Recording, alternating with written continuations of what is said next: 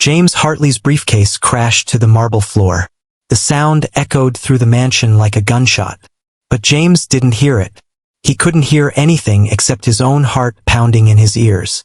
Because what he saw through the garden doorway made his blood turn to ice. His daughter, his precious Sylvia, who hadn't smiled in 387 days, who sat like a ghost in her wheelchair, who doctors said would never walk again, was laughing. Actually laughing. The sound pierced through James like lightning, beautiful and terrifying. It was the music he thought died forever on that rainy Tuesday, when a drunk driver stole his wife and shattered his daughter's spine. But it wasn't the laughter that made James freeze in horror. It was who was making her laugh. A young black boy, maybe 10 or 11, wearing worn-out sneakers and clothes too small for him, was crouched beside Sylvia's wheelchair. His hands were filthy with garden mud. He was holding something, moving closer to Sylvia, touching her. A frog.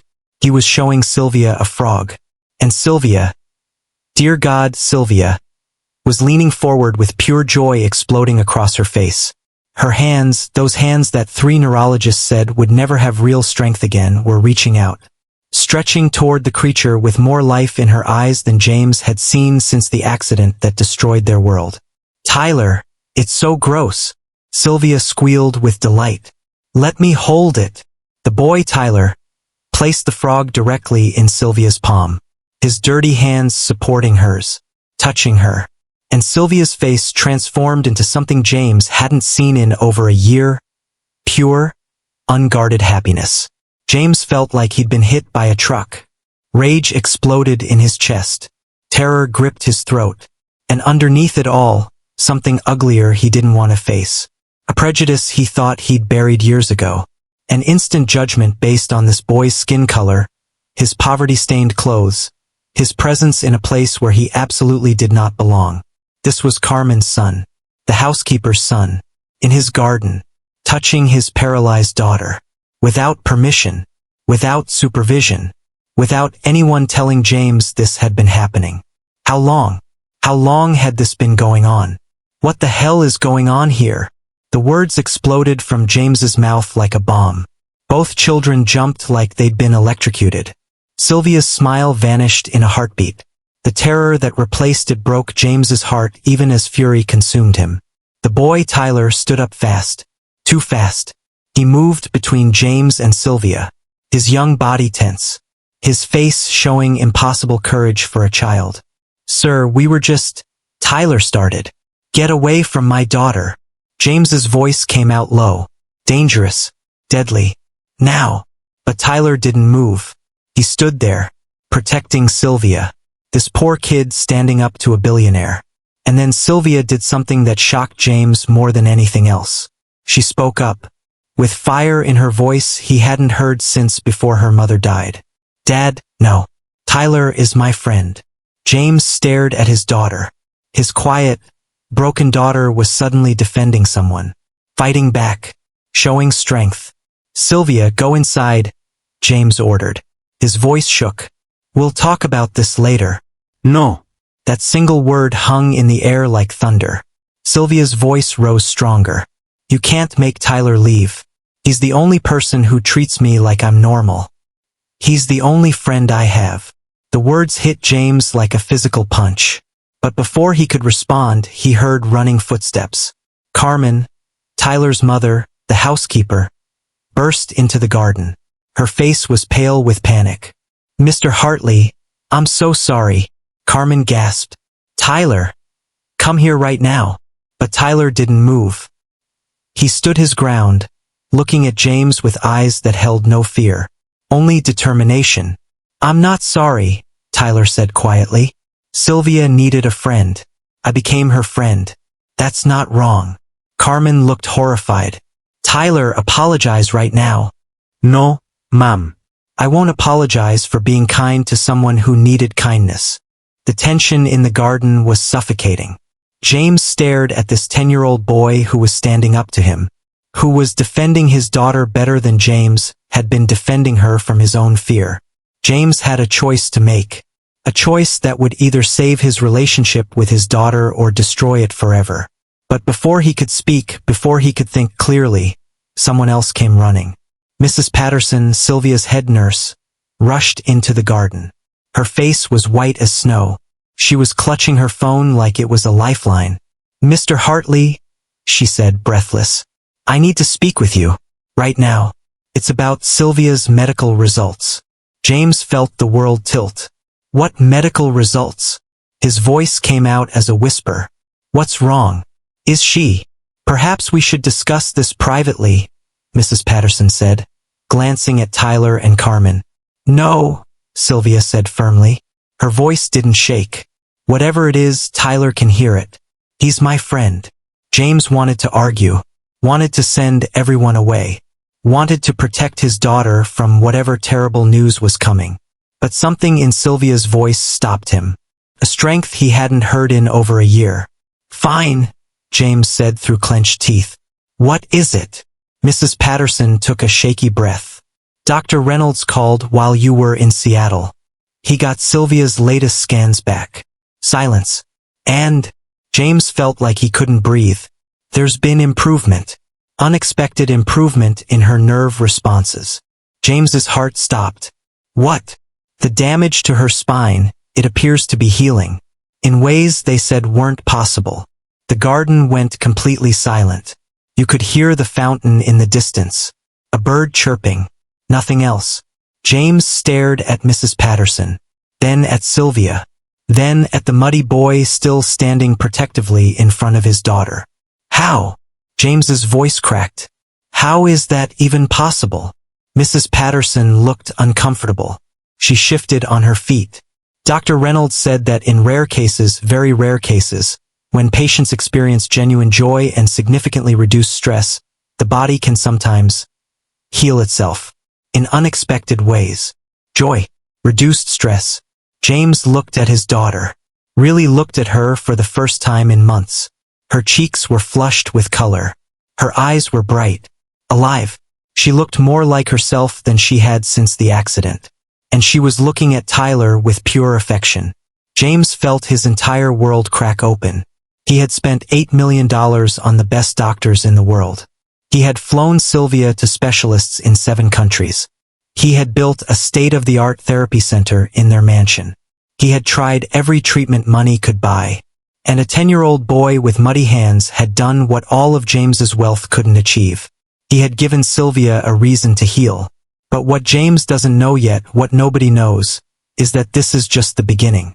Because when the full truth about Tyler and Sylvia's friendship comes out, it will reveal something so shocking that it will change everything James thought he knew about his daughter, his life, and what really happened the day of the accident.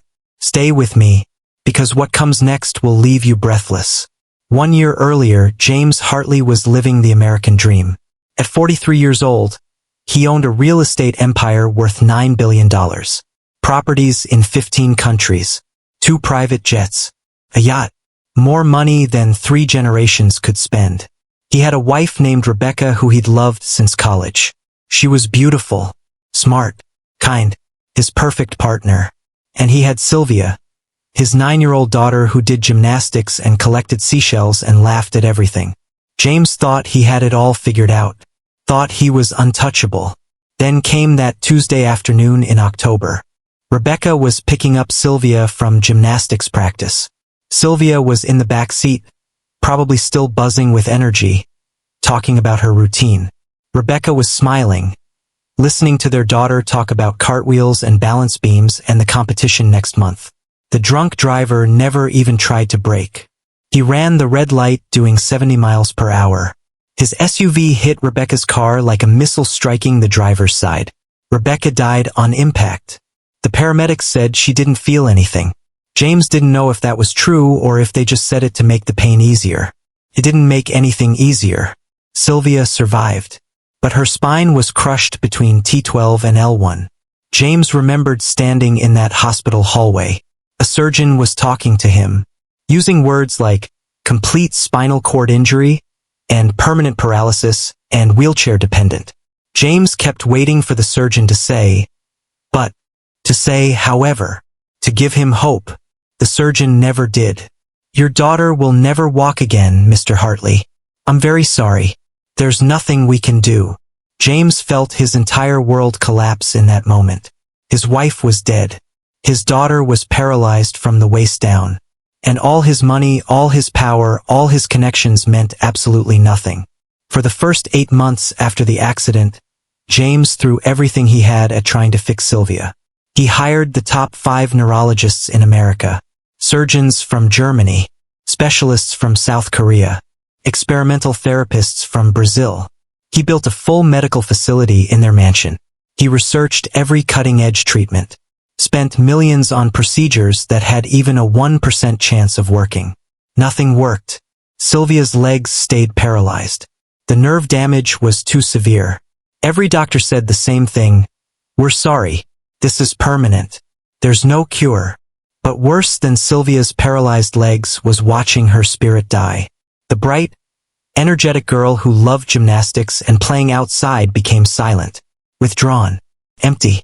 She stopped smiling, stopped talking much.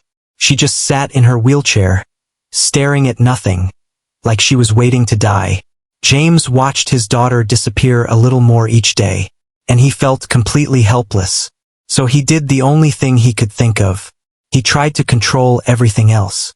He hired armed security guards for the mansion, installed cameras in every room, controlled who could visit Sylvia, what she ate, where she went, who she talked to, every single detail.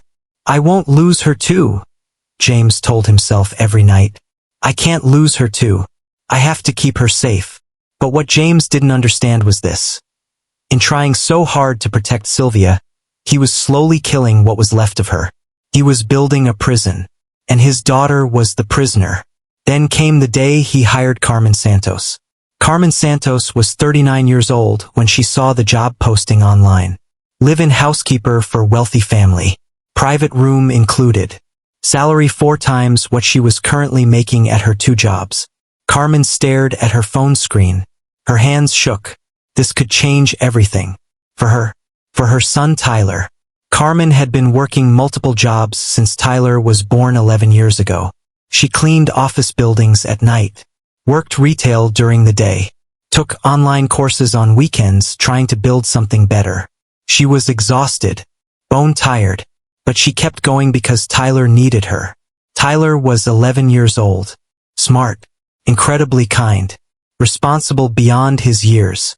He never complained about their tiny apartment in the Bronx, never complained about wearing thrift store clothes or eating pasta 4 nights a week.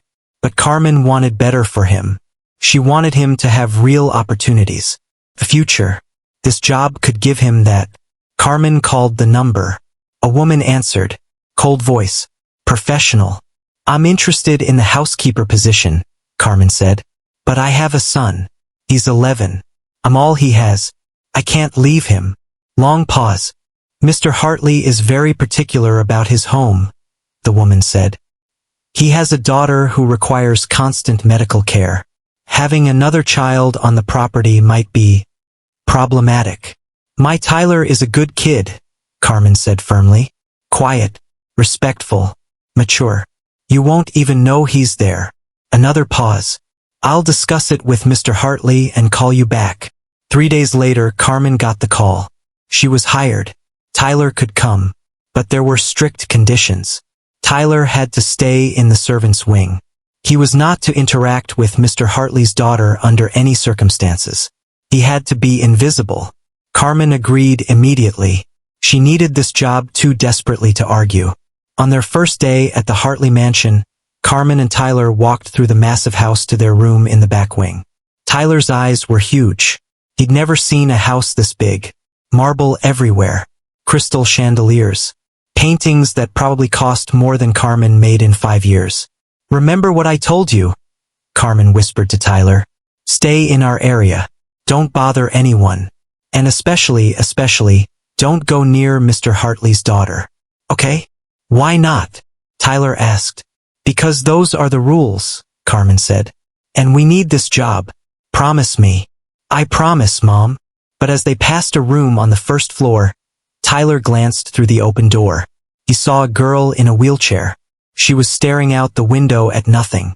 The expression on her face was the saddest thing Tyler had ever seen. Something about her broke his heart. "Mom, who is that?" Tyler whispered. "That's Mr. Hartley's daughter, Sylvia," Carmen said quietly. "She was in a terrible car accident. Now come on. Remember what I said. Stay away from her." But Tyler couldn't stop thinking about the sad girl in the wheelchair. And in exactly 13 days, he would make a decision that would break every rule and change both their lives forever. What Tyler doesn't know is that his decision to help a lonely girl will uncover a secret so devastating that it will shake the Hartley mansion to its core. A secret about the accident. A secret that James has been hiding. A secret that changes everything. Keep watching, because the truth is about to explode. For the first 13 days, Tyler followed every single rule. He stayed in the servants' wing, did his homework at the small desk in their room, helped his mom organize cleaning supplies. He was quiet, invisible, exactly what Mr. Hartley demanded. But every single day, Tyler saw Sylvia. Through windows, through doorways, in the garden when a bored nurse would wheel her outside and then immediately get lost in her phone. Always alone, always sad, always staring at nothing like she'd given up on life. Tyler had grown up poor, really poor. There were nights when he and his mom ate cereal for dinner because that's all they had. Times when the heat got shut off because they couldn't pay the bill. Times when Tyler wore shoes with holes in them to school.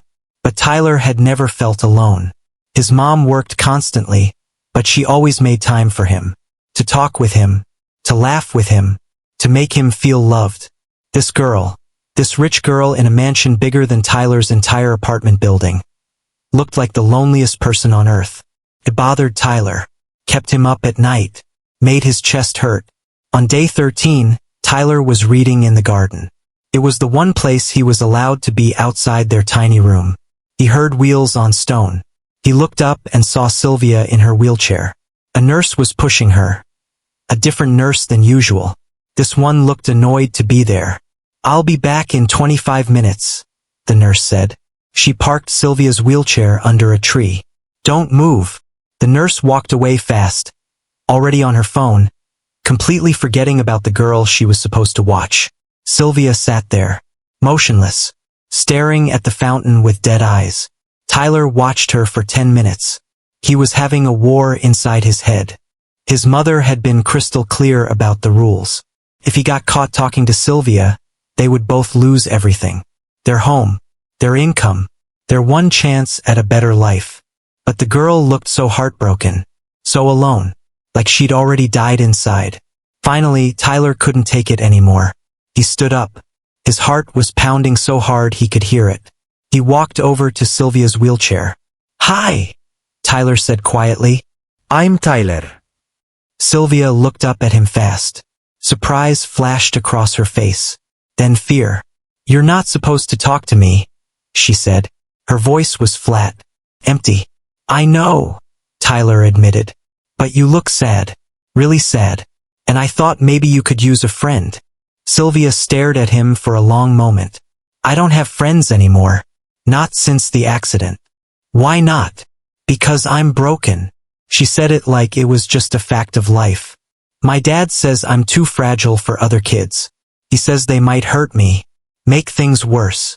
Tyler felt anger burn in his chest. "You're not broken. You're just in a wheelchair. That doesn't mean you can't have friends." Sylvia's eyes filled with tears. "Everyone treats me like I'm made of glass. Even my dad. Especially my dad. He looks at me like I'm already dead." Tyler made a split-second decision. "Want to see something cool?" Sylvia wiped her eyes. "What?" Tyler ran to the pond at the edge of the garden. He carefully caught a small frog sitting on a Sylvia pad. He brought it back to Sylvia, cupping it gently in his hands. "Want to hold it?" For the first time since Tyler had seen her, Sylvia's face changed. Just a little. A tiny spark of something other than sadness. "Really? I can touch it?" "Yeah, it's just a frog. It won't bite." Tyler placed the frog carefully in Sylvia's palm. He supported her hand with his. The frog sat there, its throat pulsing, its bulging eyes looking comical. And Sylvia laughed. Small at first, like she'd forgotten how. But then it grew, became real. "It feels so weird," Sylvia giggled. Look at its crazy eyes. Tyler grinned. I know, right? Frogs are like tiny aliens. For the next 15 minutes, Tyler showed Sylvia everything interesting he'd found in the garden. Different insects, flowers that smelled amazing, a bird's nest hidden in the bushes with 3 blue eggs. He treated her like a normal kid, not like a fragile doll that would break if you breathed on her wrong. And Sylvia came alive. More alive than she'd been in a year. When the nurse returned, Tyler quickly moved away, back to his book. But he and Sylvia shared a secret smile. That was day 1. And it was the beginning of something that would shake the Hartley family to its foundation. But what neither Tyler nor Sylvia know is that someone has been watching them. Someone who's been keeping secrets. Someone who's about to use their friendship to reveal a truth so explosive it will destroy everything. Don't go anywhere, because what's coming next will shock you to your core. Over the next month, Tyler and Sylvia built a friendship in complete secrecy.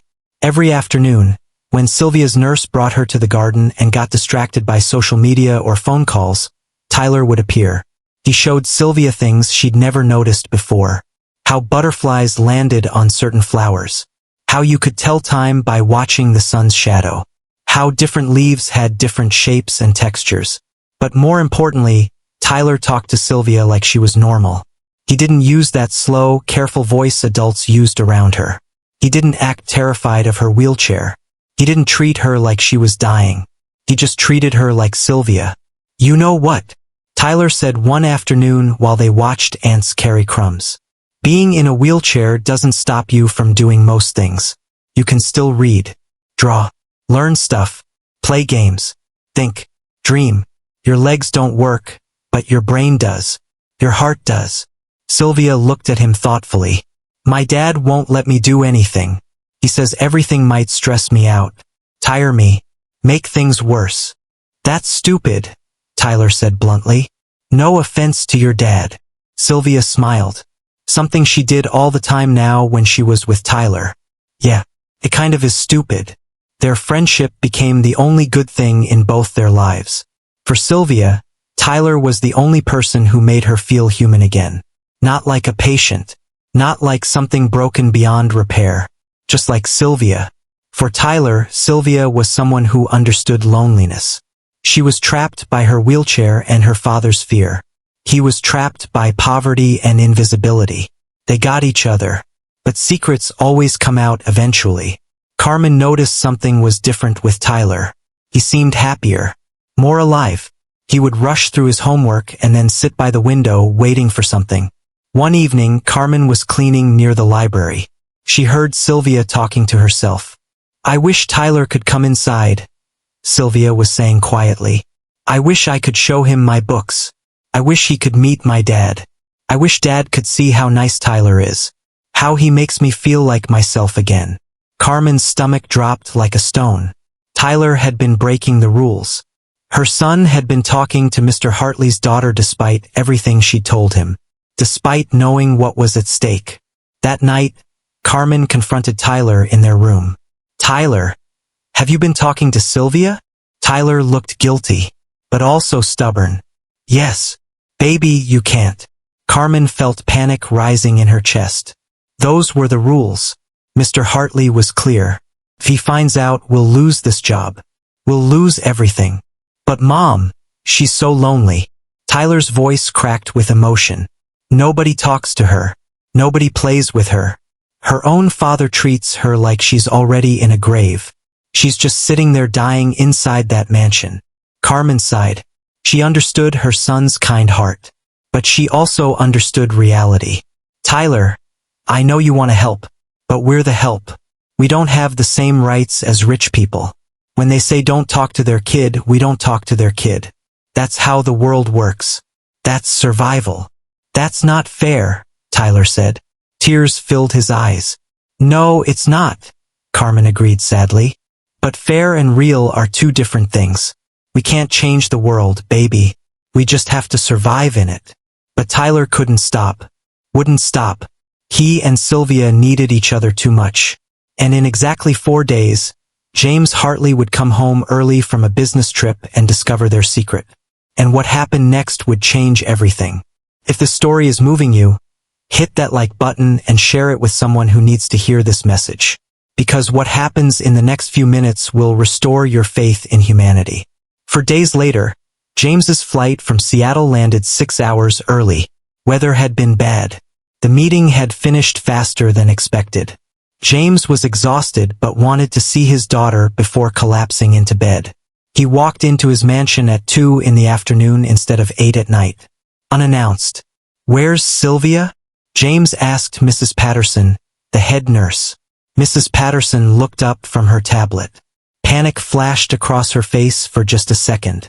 "She's in the garden, sir. Getting her afternoon sunshine." James nodded. He was carrying gifts from Seattle. A rare book Sylvia had mentioned. A music box shaped like a ballet dancer. He walked toward the garden doors, ready to surprise her. That's when he heard it. Laughter. Real, genuine, joyful laughter. His daughter's laughter. James's heart jumped. Sylvia was laughing. She was happy. This was the miracle he'd been praying for every single night. He rushed forward, desperate to see what had brought joy back into his daughter's life. And then he saw them. Sylvia and a black boy he didn't recognize, playing together. The boy's hands covered in mud, showing Sylvia a frog, treating her wheelchair like it meant nothing, making her laugh in a way James hadn't managed despite a year of trying and $8 million spent. James felt like someone had ripped his heart out of his chest. Who was this boy? How long had this been happening? Was Sylvia in danger? Why hadn't anyone told him? What if the boy hurt her? What if he was using her? And underneath all those thoughts was something darker. Something James hated about himself. A prejudice based on the boy's skin color, his poverty-stained clothes, an assumption that someone like this didn't belong near someone like his daughter. What the hell is going on here? The words exploded from James like a grenade. Both children jumped. Sylvia's smile died instantly. The joy on her face was replaced by pure terror. The boy Tyler stood up fast, positioned himself between James and Sylvia. His young face showed impossible courage. "Sir, we were just... Get away from my daughter." James's voice was deadly quiet. "Now." Tyler didn't move. He stood there, protecting Sylvia. And then Sylvia did something that shocked James more than anything. She fought back. "Dad, no." Sylvia's voice was strong, passionate, alive. "Tyler is my friend." James stared at his daughter. His quiet, broken daughter was suddenly defending someone, showing emotion, showing fire. "Sylvia, go inside," James ordered. "We'll talk about this later." "No." Sylvia's voice rose even louder. "You can't make Tyler leave. He's the only person who treats me like I'm human. He's the only friend I have." The words hit James like a sledgehammer to the chest. Tyler stepped forward, his voice steady despite obvious fear. "Mr. Hartley, I'm sorry I broke the rules, but Sylvia was lonely. I just wanted to help." "Help?" James's voice dripped with sarcasm and rage. "What could you possibly help with? Do you have medical training? Do you understand spinal cord injuries? Do you have any idea how fragile she is?" "I'm not fragile," Sylvia screamed. James froze. His daughter was crying now, tears streaming down her face, words exploding out that she'd clearly been holding in for months. "I'm not broken, Dad. I'm not glass. I'm not dying. I'm just a kid who can't walk. But you treat me like I'm already dead." James felt the earth shifting beneath him. "Sylvia, I'm trying to protect you. You're trying to bury me alive." Sylvia sobbed. "You won't let me do anything. You won't let me have friends. You won't let me go anywhere. You won't let me live. You're so terrified something bad will happen that you won't let anything good happen either." She looked at Tyler with pure love in her eyes. "And then Tyler came, and he didn't see me as damaged. He didn't treat me like I was made of glass. He just saw me as Sylvia, as a person, as someone worth knowing." She looked back at her father. "Please don't make him go away. Please, Dad. He's the only reason I want to wake up anymore." James stared at his daughter, really looked at her for the first time in months. and he saw the truth he'd been refusing to see. He hadn't been protecting Sylvia. He'd been suffocating her. But before James could respond, Carmen came running into the garden. She'd heard the shouting from inside. "Mr. Hartley, I'm so sorry," Carmen gasped. "Tyler, come here right now." Tyler didn't move. He looked at James with steady eyes. "I'm not sorry. Sylvia needed a friend. I became her friend. That's not wrong." Carmen looked terrified. "Tyler, apologize right now." "No, Mom." Tyler's voice was calm, strong. "I won't apologize for being kind to someone who was dying inside." The tension was suffocating. James stared at this 11-year-old boy, this poor kid standing up to a billionaire, defending his daughter better than James had defended her from his own fear. James had a choice that would either heal his family or destroy it. But before he could speak, Mrs. Patterson came running into the garden. Her face was ghost white. She clutched her phone like it held the secrets of the universe. "Mr. Hartley," she said breathlessly, "I need to speak with you. Immediately. It's about Sylvia's medical scans." James felt ice flood his veins. "What scans? What's wrong?" Mrs. Patterson glanced at Tyler and Carmen. "Perhaps we should discuss this privately." "No," Sylvia said firmly. "Whatever it is, Tyler stays. He's my friend." James wanted to argue, but something in Sylvia's voice stopped him. A strength he hadn't heard since before Rebecca died. "Fine," James said through gritted teeth. "What is it?" Mrs. Patterson took a shaky breath. "Dr. Reynolds called while you were in Seattle. He got Sylvia's latest MRI results back. There's been improvement. Significant improvement in her nerve responses." Complete silence. "What?" James whispered. "The damage to her spinal cord, it's healing. In ways that shouldn't be medically possible. Dr. Reynolds said he's never seen anything like it." James felt like he might pass out. "How? That's impossible." Every specialist said.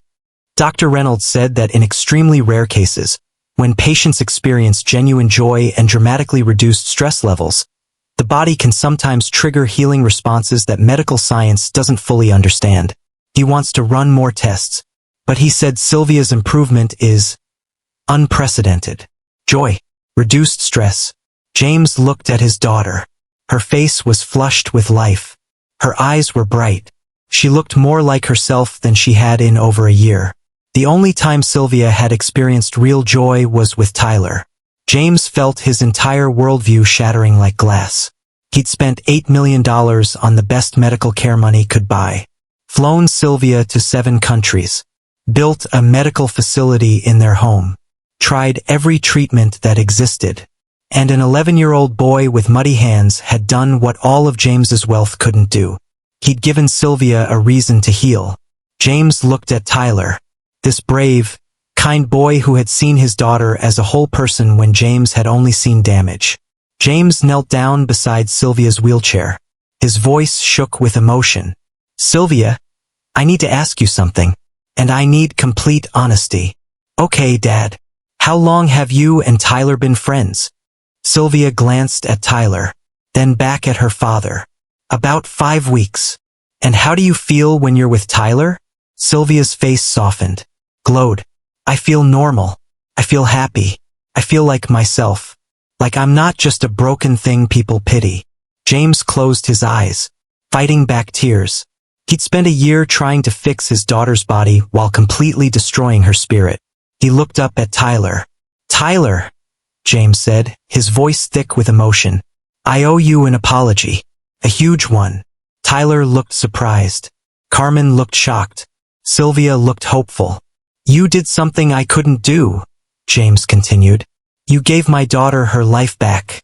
You saw her as a person instead of a tragedy.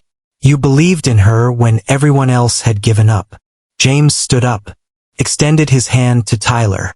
"Thank you. Thank you for being her friend when she needed one most. Thank you for seeing what I was too blind to see." Tyler hesitated, then shook James's hand.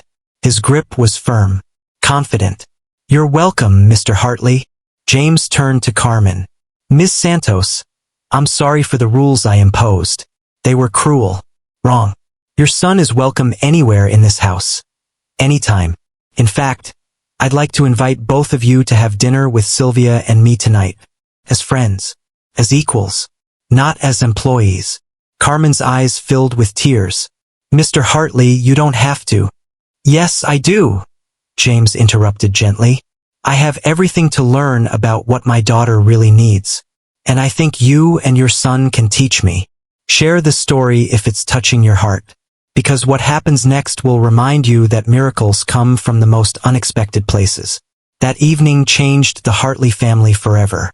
James ordered pizza instead of having the chef prepare formal dinner. He invited Carmen and Tyler to sit at the main dining table. Not in the kitchen. Not at a servant's table. But right there with him and Sylvia as equals. As they ate and talked, James learned about Tyler's life. About his dreams of becoming a marine biologist. About the library books he read about ocean ecosystems. About how he got straight A's despite changing schools 4 times because of his mother's work situation. You're an extraordinary young man, Tyler, James said sincerely. Tyler blushed. Thank you, sir. And Carmen, James turned to Tyler's mother. You've raised someone with more character than most adults I know. That takes real strength. Carmen's eyes filled with tears. In 10 years of working for wealthy families, not one had ever treated her like a human being. Sylvia was smiling bigger than James had seen in over a year. She was animated, laughing, telling stories, looking like the child she used to be. After dinner, Tyler looked at James nervously. Mr. Hartley, can I ask you something? Of course. Can Sylvia come outside with me tomorrow? I found a bird's nest with baby birds. I think she'd really like to see them. James felt his old fear rising. The bird's nest might have bacteria. Sylvia might get tired. Something might go wrong. But then he looked at his daughter's hopeful face. And he made a different choice. Yes, James said. But I'd like to come too.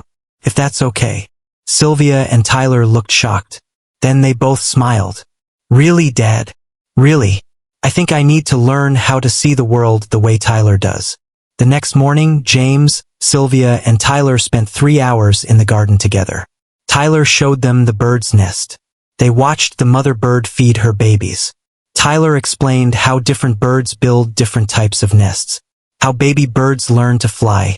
James was amazed by Tyler's knowledge and passion. This 11-year-old kid from the Bronx knew more about nature than James had learned in his entire life. But the real miracle came when Tyler made a bold suggestion. Sylvia, do you want to try sitting on the grass?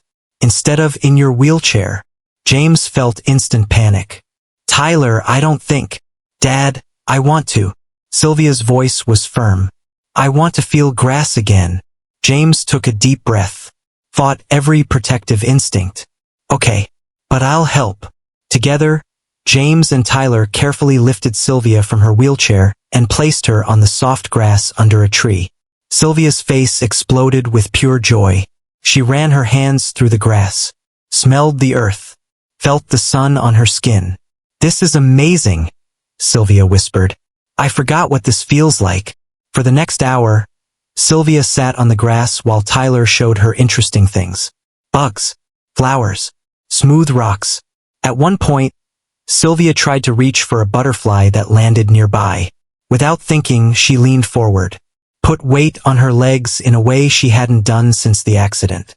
Sylvia!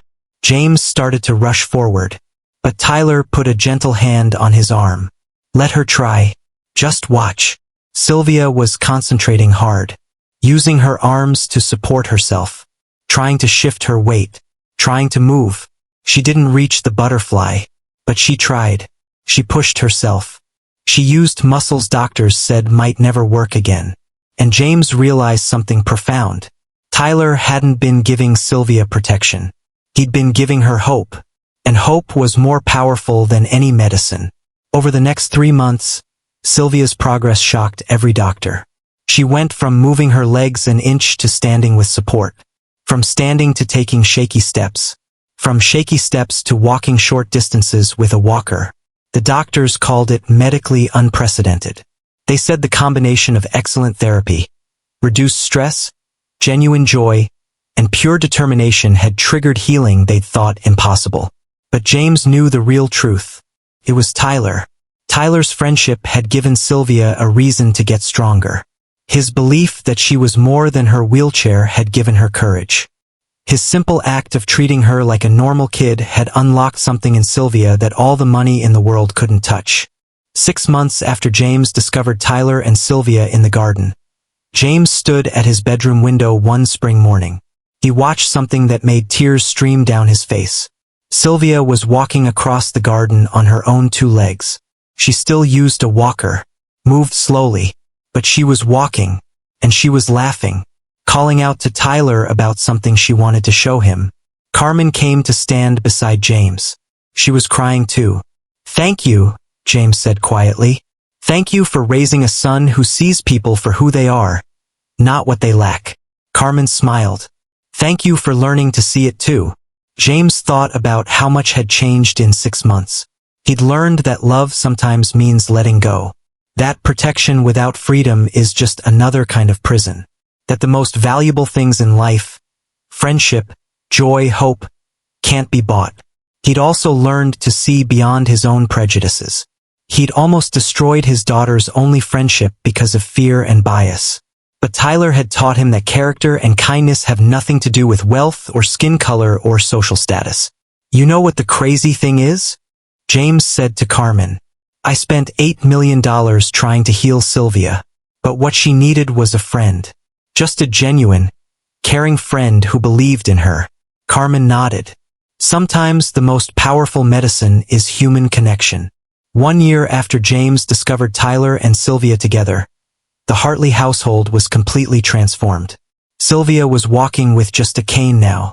She attended regular school where Tyler also went. James had arranged a full scholarship for Tyler to the same prestigious private school. The 2 friends ate lunch together every day, did homework together every afternoon, and still spent time in the garden exploring nature. Carmen was no longer just a housekeeper.